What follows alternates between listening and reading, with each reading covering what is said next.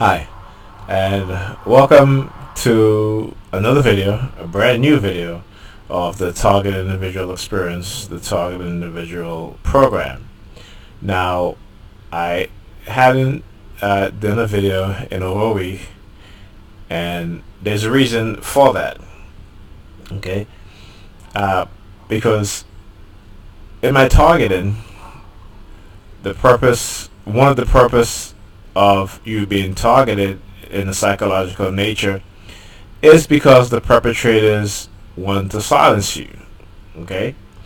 They don't want you talking about what it is that they are doing to you.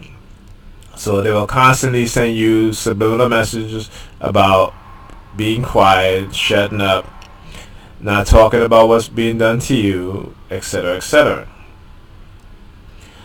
So I decided to do a little experiment. So usually when I'm driving, I am recording, but last week I decided to not drive the kids to school, but to walk. And the reason for this is because I wanted these people to drop their guard and target me because they know that I wasn't recording and I was walking, so they were just going to go all out with the targeting. And that was the case. And so once I knew that they were dropping their guard and they were just targeting me, I guess like they don't care, then when I was driving, I wasn't recording. Because see, they would know when I'm recording or not, because what they would do is that they would have people walk behind the vehicle. They would look in the rear window to see if my phone was recorded. And they would give signals to the other perps on the street that, hey, he's not recording or he's recording. And if I'm not recording, they would target me like they don't care. When I am recording, they would make it very, very subtle. So anyway, this weekend passed. I was driving home. Okay, I had taken where was I going? I had just actually, this was sad. So I had went to pick up something that I had in the repair shop, and I was on my way home. So, and you see this map right here. There's a reason for this, because I just want to show something that I'm about to explain. So I had to drop off what I had to repair at the kid's mother house. This was early Saturday morning. And so on my way home, this is the route that I take. So I want you to follow the cursor so you'll see what I'm talking about. So I usually leave this block, Martin Street. I drive, I make the left onto Bedford Avenue, and I make the right onto Linden Boulevard. And I keep driving onto Linden Boulevard until I reach Albany Avenue. Okay? So let's go back here. Where's Albany Avenue? Here. Albany Avenue right here. So I make the left onto Albany Avenue, and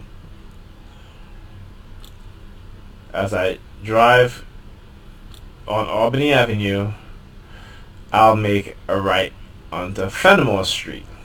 Now, on this particular Saturday morning, as I was approaching Hawthorne, which is a block before Fenimore, there's a church here, and about a little distance in front of the church, there were a car.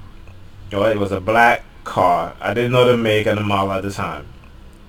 But as I drove past Hawthorne Street, there were two detectives. Actually, there was one detective.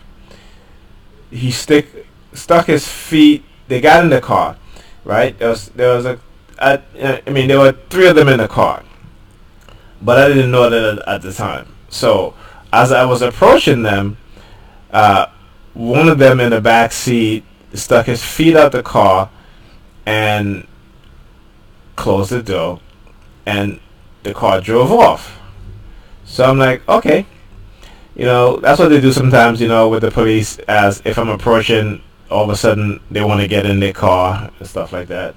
But anyway, so they drove off. I drove and I made the right onto Fenmore Street, which is my normal route that I take when I'm going home from the kids' mother house. Made the left onto Troy Avenue. And as I passed Rutland Road, going up to Midwood, going up to Maple, I look in my rearview mirror and I saw the same car. And I was like, oh, these are police officers. So they will follow me since I passed Rutland Road. Okay? Keep driving up Troy Avenue. Okay? And they were still following me. Made the right onto Union Street, and then I saw they also made the right onto Union Street. At that point, as I was approaching Schenectady, which is right here, I took my phone and I put it on the car mount. No, I didn't start recording yet because I wanted to see if they would turn on to Schenectady, right? So I made the left onto Schenectady, and I saw that they also made the left onto Schenectady. So at that point, I put my phone on the car mount, and they saw that. And when they saw that, they went from behind me to the side of me, because Schenectady has 2 lanes, okay? So they went to the side of me, and as the light changed, and I made the left onto President Street, or the right onto President Street, they made a left onto President Street over here, right? Now, this is a building right here. And I made the right and I stopped at this building right here. And you'll see in the video that I will be playing. And as a matter of fact, let me play this video right now so you can see exactly what I was talking about. So, I was just followed by these 3 police officers, these 3 detectives. I was approaching Albany and Rutland, and I saw that they as soon as I was approaching them, they both, 2 of them was aside, and they got into the car, right? So I just made a turn on Fenmore, right before Rutland Road, and I made the turn and I went up Troy Avenue. And as I passed Troy Avenue, as I'm going up Troy Avenue, I passed Rutland Road, and then the next block up, which was Maple, and then Lefferts. So as I reach Lefferts, I look at my rearview mirror to see the same police car following behind me.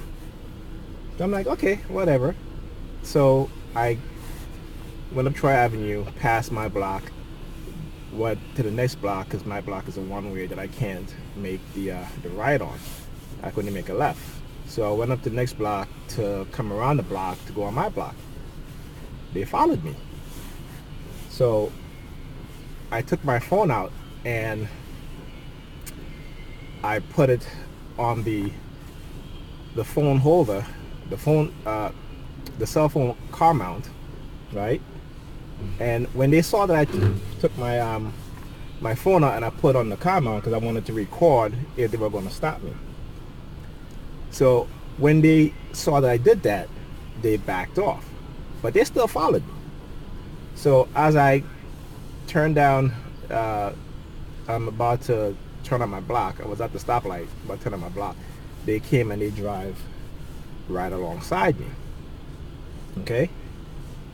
Then as the light changed, now my block is a one-way street, so I made the right.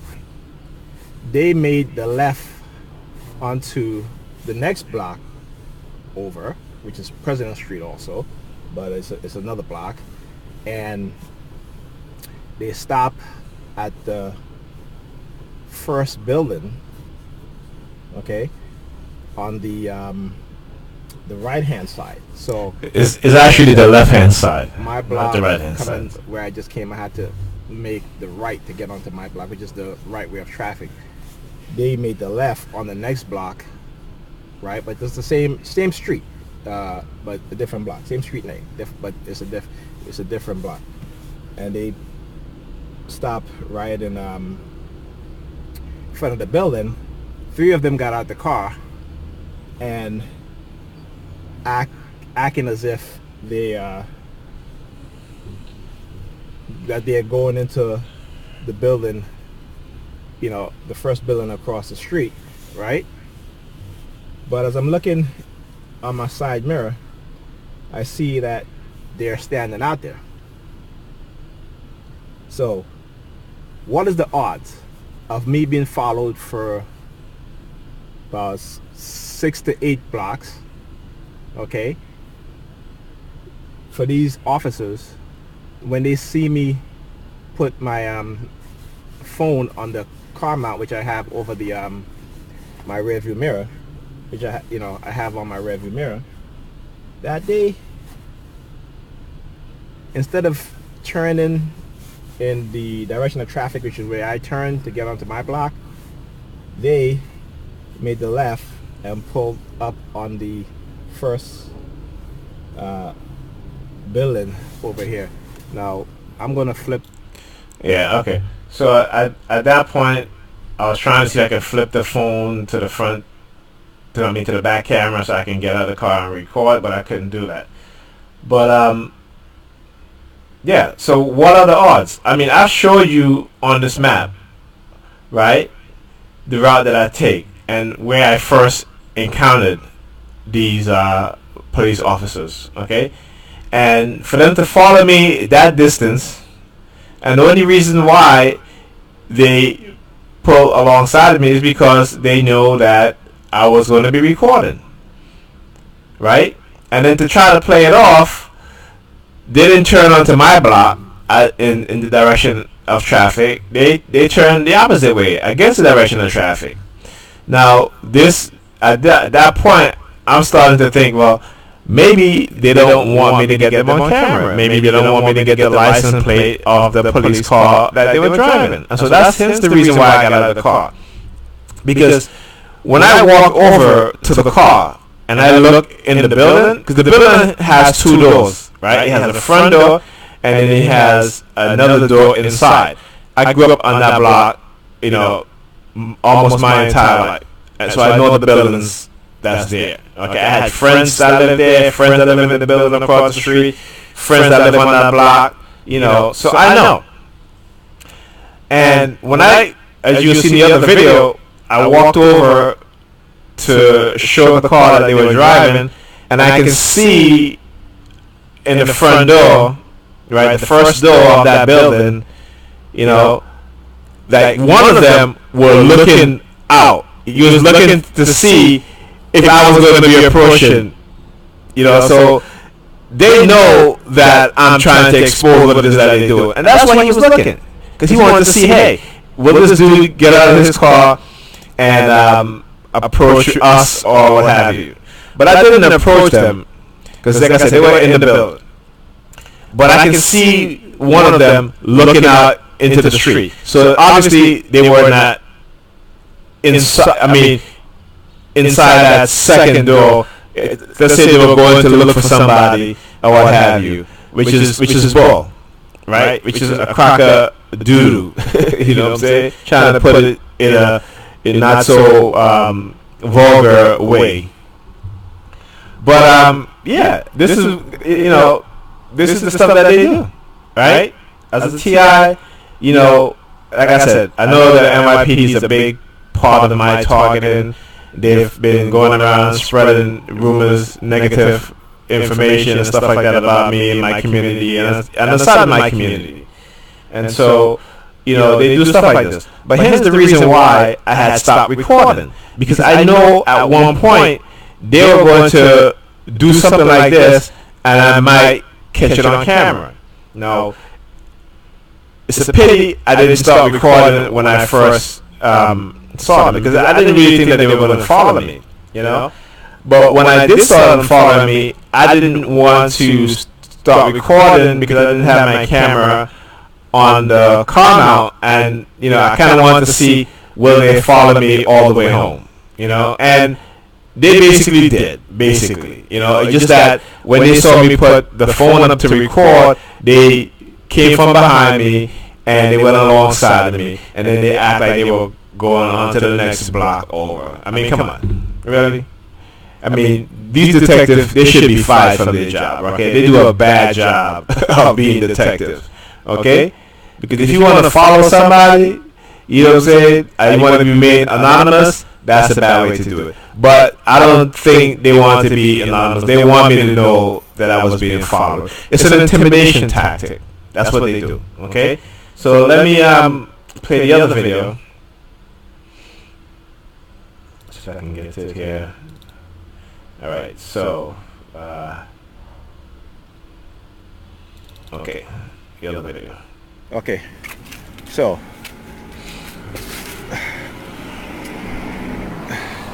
if you can see across the street right here, the black Chevy Lumina, that's the car they were driving.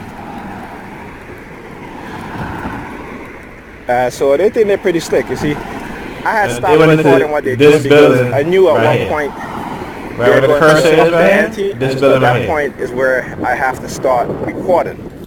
Okay, and again, this is a weekend that I have my kids, particularly my older son, and usually on the weekends that I have him, that they do stuff like this. That's when they use the police to try to intimidate me, to threaten me, psychologically threaten me and stuff like that. So,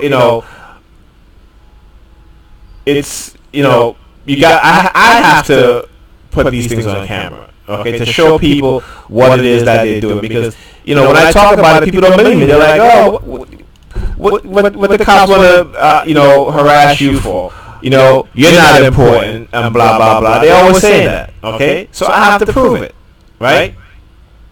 So this building right here, you see there's a front door. As a matter of fact, all these buildings have two doors. They have a front door, and then there's an inner door. Then you get into the lobby where the apartments are at. Okay? All right? So, this is the car that they were driving. They followed me for about 8 blocks, okay? About 8 blocks just to, here's a license plate. Right. Now, and this happened this weekend, the weekend of the 11th, the 10, 11, and 12th, right, which is Friday, Saturday, and Sunday. Just so they act like if they can think and they're thinking. So, I just want to show that. They think that they're slick. They are smart. They think that they're smart, and but I know what it is that they're doing. Okay, I've been a TI for 15 plus years. 15 years of being aware of what was happening to me, and I'm sure there was quite a few years where I wasn't aware, and that's where the conditioning process was taking place, right? So in the coercive persuasion program, the psychological conditioning, the brainwashing happens to the individual, and that person don't know. Okay, because the conditioning is under the radar. It bypasses your conscious state and goes deep into your subconscious. So you do not know that you're being conditioned. Okay, now I'm gonna play the other video, and again, this is now them using the fire truck. Okay, now I've done videos for years, and I've shown you how they use fire trucks with the noise campaign, to target me. Okay, so I'm on my way to take my son home.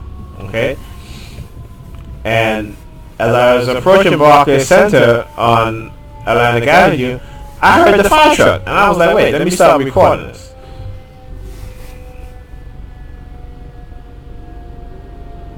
You can clearly hear. This is all noise campaign, right? Because they do all of that only because there's a mall, right, on Atlantic Avenue. It's called the Atlantic Mall. All of this, right, only to park up right in front of the Target. There's a Target at the mall, right? And I mean, I didn't videotape it because I thought that, when I had stopped hearing them, that they had already left or what have you, or drove past, the street light, stuff like that. But it ended up being that they pulled up right in front of the Target, right, in the Atlantic Mall. So again, I was on my way. This is the same weekend now. This happened this Sunday, So I was on my way to take my son home, and then hey, we're going to use the fire truck for the noise campaign. Okay, so I hope I gave a good explanation of what it is that's being done to me, and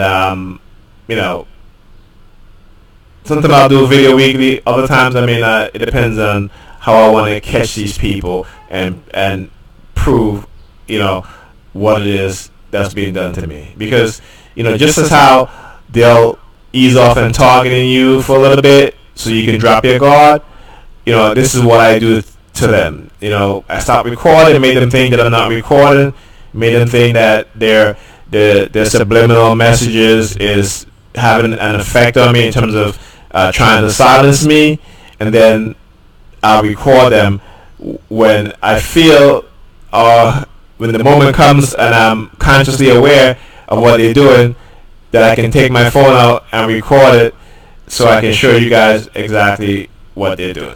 Okay?